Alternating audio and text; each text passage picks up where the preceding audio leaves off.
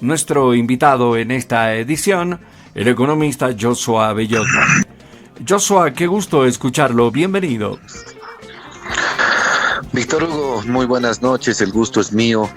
Siempre pues un agrado poder compartir unos minutos en tu emisora, en tu programa, para poder hablar un poquito de economía y seguramente un poco de la coyuntura que estamos viviendo en el país, ¿no? Pero claro que sí. A ver, tuvimos una primera parte para conocer un poco de la economía post-COVID-19 en nuestro país, en su primera parte. Tenemos ahora una segunda parte, Joshua. Sí, sí, Víctor Hugo, en realidad sabes que me dedico siempre a escribir sobre economía y por supuesto preocupado por esta nueva coyuntura. Escribí una primera parte de un artículo en la que se ha hecho básicamente un diagnóstico de la economía boliviana hasta antes del COVID y por supuesto algunas repercusiones que nos está trayendo esta crisis sanitaria en términos económicos también, por supuesto, ¿no? Y luego escribí una segunda parte en la que ya digamos que hago algunas propuestas para reactivar la economía, que es sumamente importante para todos, por supuesto. Sabemos que el primer efecto de esta pandemia ha sido precisamente la paralización de la economía, no solo en el país, sino a nivel mundial. Y recordemos que, por supuesto, Bolivia depende de las importaciones y de las exportaciones a nivel mundial. Yo quiero aclarar inicialmente, tal vez, Víctor Hugo, que es importante conocer qué ha estado ocurriendo en la economía para saber cuál debe ser el camino, qué es lo que debemos cambiar, ¿no? Yo decía hace un momento, por ejemplo, uno de los grandes efectos en la economía con esta pandemia ha sido precisamente todo lo relacionado con el comercio internacional, con las importaciones y las exportaciones, porque resulta que Bolivia tiene una economía muy abierta. ¿Qué quiere decir esto? Que ese porcentaje, si sumamos las importaciones y las exportaciones, ese porcentaje respecto al PIB, comparándolo, es demasiado alto. Mira, hace unos años ese porcentaje significaba un 75% del PIB, importaciones más exportaciones. Ha ido reduciendo los últimos años, ¿por qué? Porque en realidad los precios de las materias primas, como todos conocemos, y por supuesto del gas, han ido disminuyendo. Entonces, las exportaciones y las importaciones han ido disminuyendo en valor y se ha achicado ese porcentaje respecto al PIB, pero de todas maneras hay una gran dependencia a las economías de nuestros vecinos y por supuesto también de la economía china, ¿no? Mira, es interesante saber eso porque resulta que para que funcione nuestro aparato público, Bolivia, del total de sus importaciones, importa un 76%, imagínate ese porcentaje tan alto, en bienes intermedios, en materias primas y en bienes de capital. Por supuesto, se trata que si vamos a importar bienes de capital, esto significa también importar tecnología y esto significa también tener la obligación de aprender para adoptar esa tecnología, ¿no? Aprender a utilizar esa tecnología. Se supone que este porcentaje de bienes de capital importados debería ser el más alto, porque recordemos que una economía crece con inversión, crece con compra de capital, ¿no? Con compra de máquinas, de esta tecnología que mencioné hace un momento. Pero en el caso de Oruro, por ejemplo, de ese total que importa Oruro, del total de sus importaciones del 2019, el 65% eran bienes intermedios y materia prima, y solamente un 12% eran bienes de capital. Y esto, por supuesto, se refleja, dado que Oruro depende, al igual que todo el país, en gran medida del comercio internacional, esto repercute en el crecimiento económico. Oruro ha estado teniendo muy bajos crecimiento económico los últimos años, incluso en varios años tenemos un crecimiento negativo. Y claro, eso nos demuestra entonces que nuestra economía no es autosostenible además, ¿no? Y no es autosuficiente por otro lado. La idea sería, o lo ideal, en este caso, es que las empresas bolivianas deberían producir los mismos bienes intermedios y materia prima para abastecer a otras de las empresas, digamos, más grandes y que puedan exportar. Pero resulta que dependemos en realidad de otras economías. Esta es una realidad que hay que cambiar. Mira el caso de Tarija, 77% de sus importaciones son bienes de capital y, perdón, son materia prima y bienes intermedios. Solo un 5% de sus importaciones son bienes de capital. Y Tarija ha tenido crecimiento negativo durante los últimos 5 años. ¿Por qué? Porque no hay inversión, porque no hay nuevas máquinas, porque no hay producción y Tarija en este momento solo produce gas. Y esa empresa de gas, YPFB y las otras transnacionales que se encuentran en Bolivia, importan sus insumos en general del extranjero. Entonces, no somos una economía autosuficiente y creo que eso hay que cambiar. Entonces, este tiempo habíamos dependido de la inversión pública, que se acabó porque se fueron al suelo los precios internacionales de las materias primas y del gas, y además ahora estamos produciendo menos y exportando menos gas al Brasil y a la Argentina. Esto también porque se ha reducido la demanda gracias a la pandemia. Dependemos entonces de esa inversión pública que se ha caído, que era una fuente de crecimiento. Dependemos de la parte externa en gran medida, que también se ha caído debido a esta pandemia. Y bueno, nos hemos quedado sin fuentes de crecimiento. ¿Por qué? Porque nos habíamos olvidado de la empresa y de la producción interna. Solo teniendo producción interna, produciendo entonces valor, dando empleo a las personas, vamos a lograr un bienestar para la economía. Si no hacemos eso, por supuesto, la economía se va a seguir quedando rezagada y esta tarea, Víctor Hugo, es una tarea pendiente durante muchos años. Estoy hablando de 25, 30, 40 años que nunca se ha hecho esto y por supuesto muchas veces le hemos reclamado al anterior gobierno que ha gobernado 14 años, más de 10 años con altísimos precios, con altísimos ingresos y no ha podido o no ha sido capaz de cambiar esta realidad.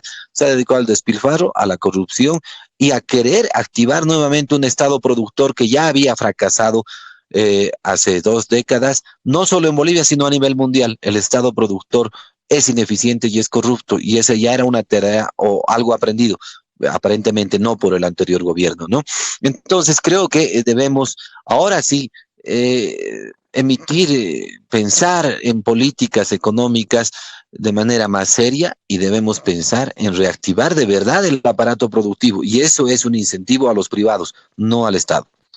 A ver, revisando un poco la parte final de una primera presentación de la economía en Bolivia post la COVID-19, dice: la nueva economía en Bolivia deberá pensar en la difusión de mayor información de los mercados y oportunidades de negocio, completar las cadenas de producción de acuerdo a nuestras potencialidades regionales, con el objetivo de cerrar la gran brecha entre departamentos, señala acá, y la orientación de nuestra producción basada en ventajas comparativas.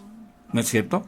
Estos mensajes que se están dando por gente entendida en la materia, como es el caso del economista Joshua Bellot, están dirigidas más que a nuestro gobierno actual, ¿no es cierto?, a un próximo gobierno que podría darse luego de las elecciones, que podrían ser también en el próximo agosto, aunque hasta la fecha no se ha dicho nada.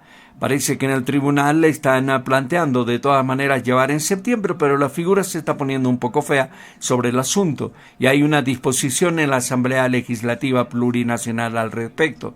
Cierro el paréntesis. Es un tema que está dirigido prácticamente a hacer un mejor trabajo en la economía nacional, porque así como están las cosas, Joshua, la situación está muy, muy difícil. Sí, y Víctor Hugo, te agradezco el pie que me has dado para hablar de estos temas que son muy importantes, ¿no? En el mensaje que has leído, y claro, entre paréntesis también estoy de acuerdo contigo, obviamente el nuevo gobierno tiene que ser un gobierno eficaz, que tome en serio estas cosas que no se habían trabajado durante muchos años, ¿no? Eso debe quedar totalmente claro.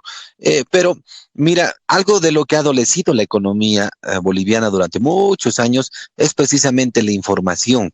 ¿Y por qué me refiero a la información? Mira que estos días han producido un respirador aquí en Bolivia. Sí, que su producción es bastante barata respecto a lo que han importado del exterior.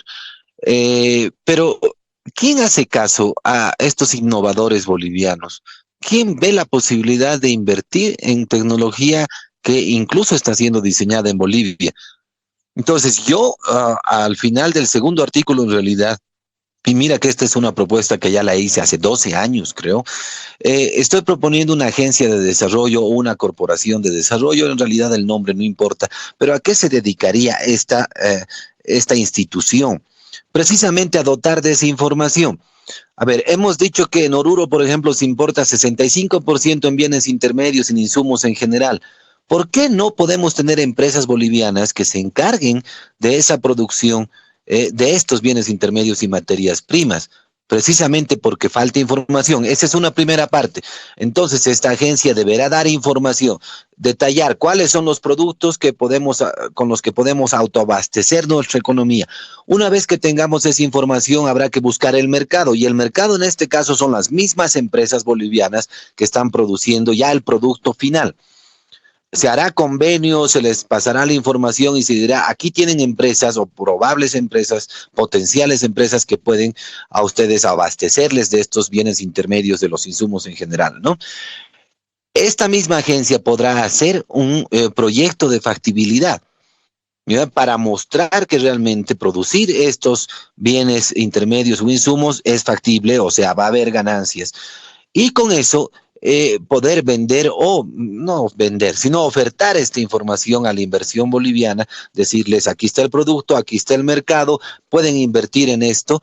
Entonces estamos dando información a la economía, estamos haciendo que los problemas que tiene nuestra economía de mercado se solucionen a través de esta institución.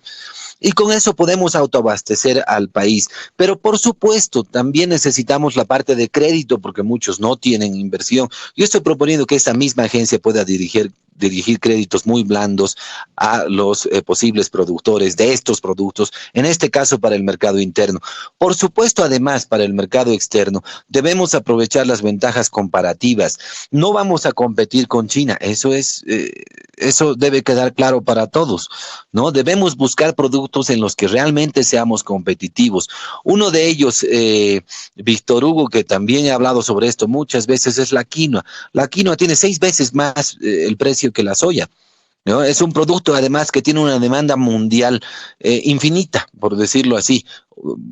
Bolivia se puede dedicar solo a producir quinoa y con seguridad la demanda va a seguir comprando a nivel mundial porque es un producto con excelentes características y todo lo que ya conocemos. Debemos buscar entonces productos como estos, ¿no?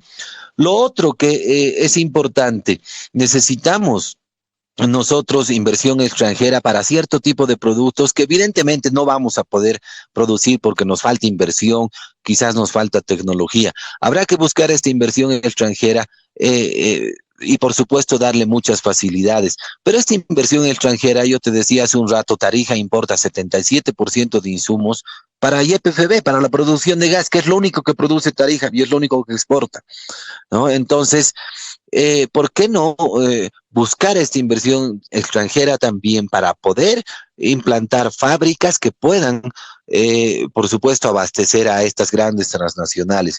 Entonces, se puede hacer este trabajo a través de una institución, de una agencia de desarrollo que se encargue de esto, pero incentivando a la producción privada.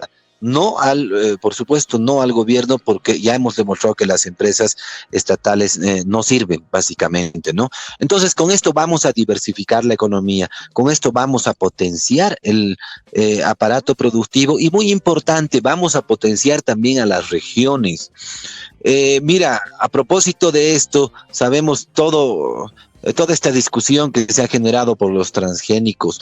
Y yo sé que puede haber algunos problemas ambientales, quizás algunos problemas de salud, creo que ahí hay mucha discusión, pero a mí yo no estoy muy de acuerdo con esta medida porque esta medida va dirigida solamente a las 6 empresas transnacionales que exportan el 95% de la soya boliviana.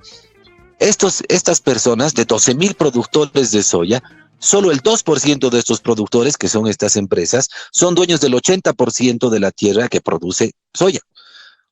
Entonces se está apoyando a los millonarios. Y no es que no esté de acuerdo con eso o que sea muy amigo de los pobres, Víctor Hugo. También quiero que se entienda que en la economía se logra una mayor eficiencia cuando se distribuye la riqueza y se distribuye la generación de valor entre todos los sectores de la economía y todas las regiones.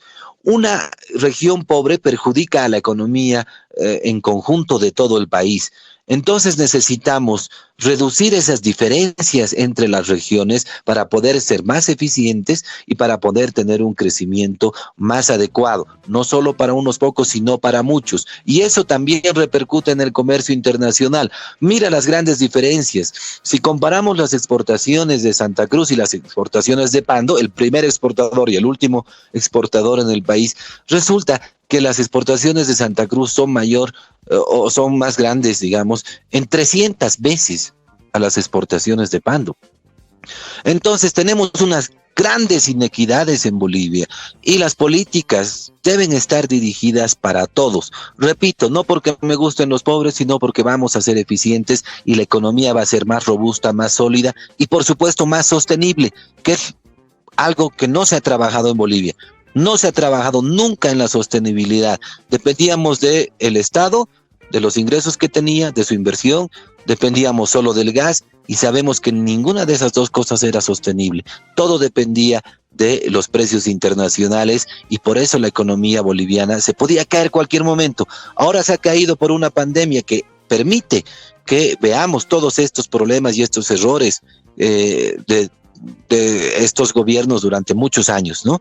Pero no solo basta concientizar, sino que ahora debemos ponernos manos a la obra, ya que estamos viendo todos estos problemas y estas complicaciones, para realmente pensar en una nueva economía, en mejores instituciones que hagan que el crecimiento de Bolivia, del PIB, sea pues sólido, sea sostenible y sea para todos los bolivianos. Joshua, 1.000.000 de gracias por estos minutos y hablar un poquito de la economía en Bolivia. Nos encantaría también la economía en nuestro departamento, en nuestro próximo contacto. Fuerte abrazo, Joshua, estamos conectados siempre. Claro que sí, Víctor Hugo, las gracias a ti y por supuesto vamos a escribir un poquito específicamente de la economía de Oruro, que como dices es sumamente importante para nosotros, ¿no? Gracias, buenas noches. Buenas noches. La economía en el departamento de Oruro, muy importante, pero hay que tomar en cuenta este análisis que hace ahora por lo que pasa en el país, en el mundo, con la economía y lo que puede ser el post-COVID-10.